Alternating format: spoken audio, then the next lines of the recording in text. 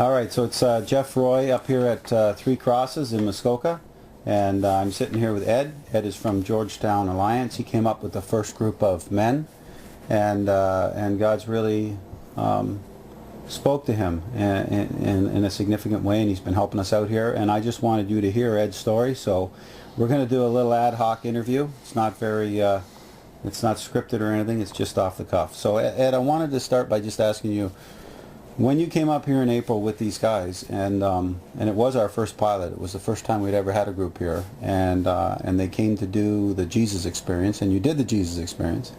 And I just wanted to share, in your own words, just what it was that happened when you came here and how God touched you.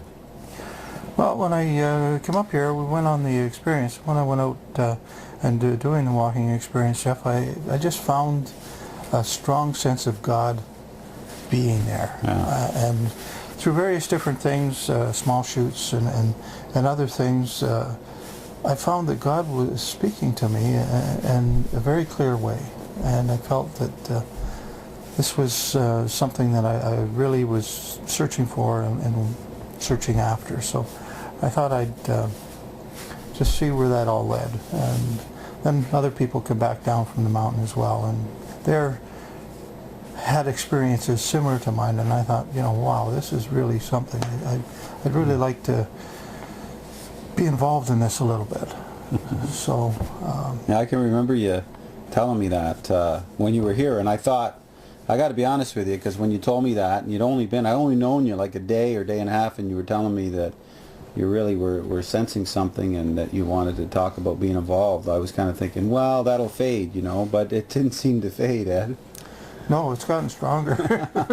I know. If anything else. And I'm glad it didn't. I am glad it didn't. It's been really good to have you here. I really don't know how we would have done as many pilots. We had about 7 more groups come up, and we had a great time. But there was a lot of stuff we did. What have you been doing? I want to share what kind of stuff you were doing to make this property ready for this. Well, I've worked on the trails, clearing new trails, making new trails. Clearing the leaves so people can find their way around, working on the cabin that for single times for people to come up for retreats, blowing leaves, making benches for people to sit on, signs, just about anything that needs done. Whatever happens to come up that was necessary, I tried to do whatever I could and make sure that people had a good experience when they come up here, that they didn't have to worry about other things. They could just concentrate on hearing from God.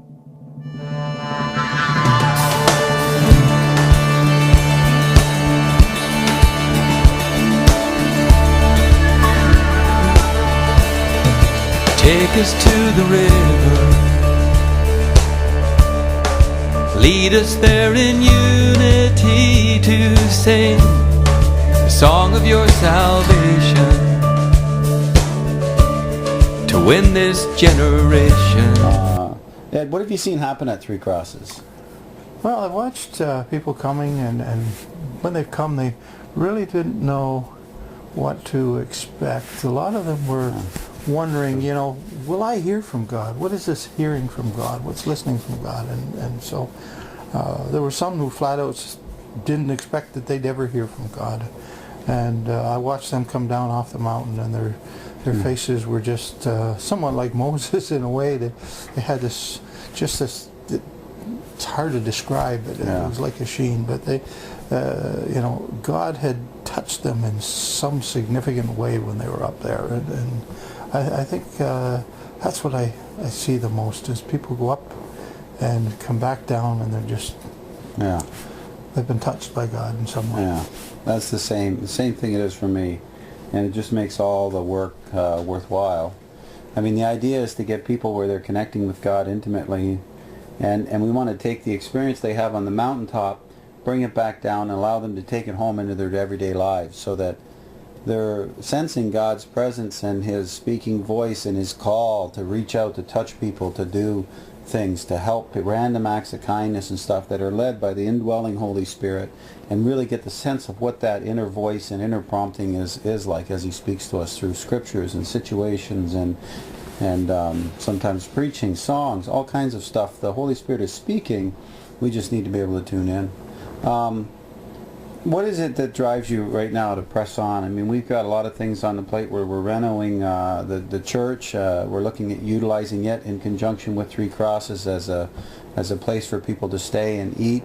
It's a beautiful, well 120, 130-year-old building, a bunch of timbers in it and everything. What is it that keeps you going, you know? Well, I think over the whole course of the summer, and it's just been a matter of encountering God in the work just about every day, all day. It was like He was working alongside me, keeping me going, showing me what I needed to do, and that closeness was just, it's an incredible feeling, and I don't want to get away from that.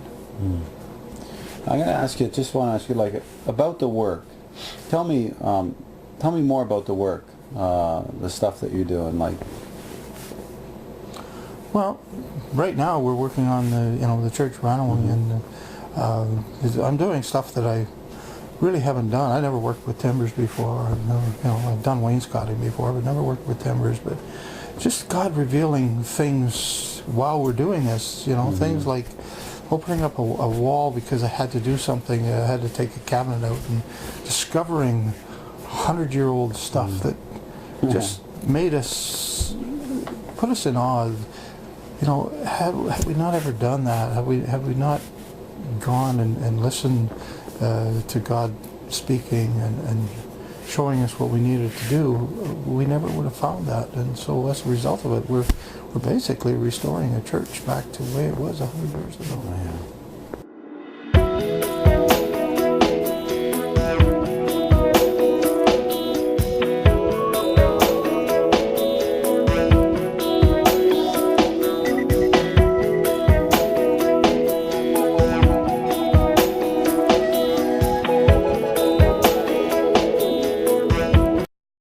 We talked a little bit about productivity and about accomplishing things, and at times you're just working alone, and I'm a little bit reticent to let you go up there and take a chainsaw and a bunch of equipment out in the middle of the bush on your own. I mean, you are, can we say your age? You're 62, right?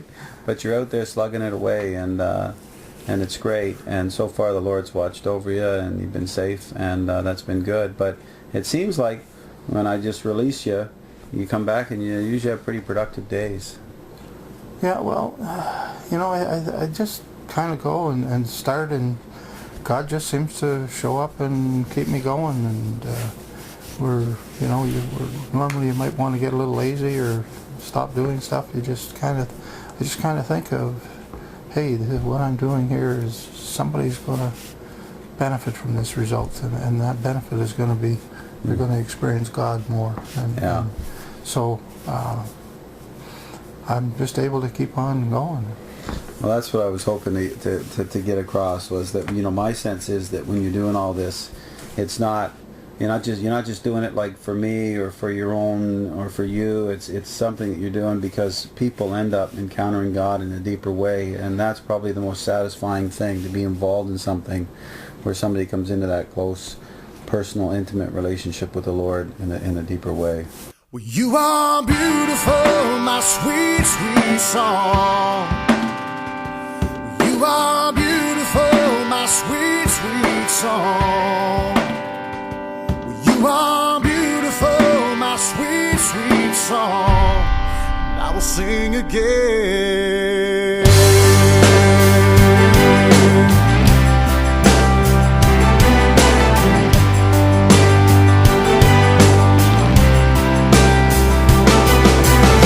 So yeah, and I've wrestled with it. Is this all just what I want? Is this what Ed wants? And I found that no, it's not, because I went to the elders and they took a month of prayer over it, and they have affirmed it. Yeah. They have said that this is that this is something that you need to be doing. And so it's not about what Ed wants. It's what God is telling people, and my wife, it's the same. She's, she's giving up a lot of things when I'm up here, and she's just as, just as strong about the fact that, yeah, this is what I need to be, where I need to be and what I need to be doing. So. You see the camera's over there, and I just want to thank you, Ed, because nobody gets to see in your eyes the way I get to see in your eyes right now, but they often well up with your emotion and your passion. I think it's great, so I thank you for being here. And why don't you tell those people to come and see us at Three Crosses?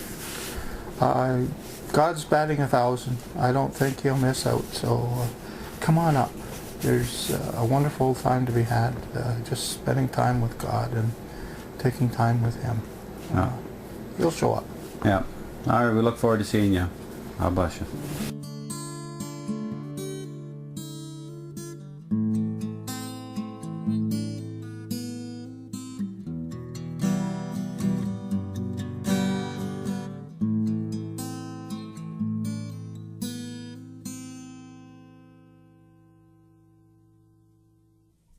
Hold on to my hand, don't you ever let me go.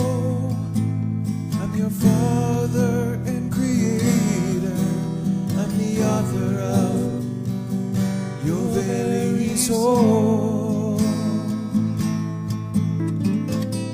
Know that life surrounds you and you feel you can't break free. Call on the name of my son, I gave you his name so you could be free.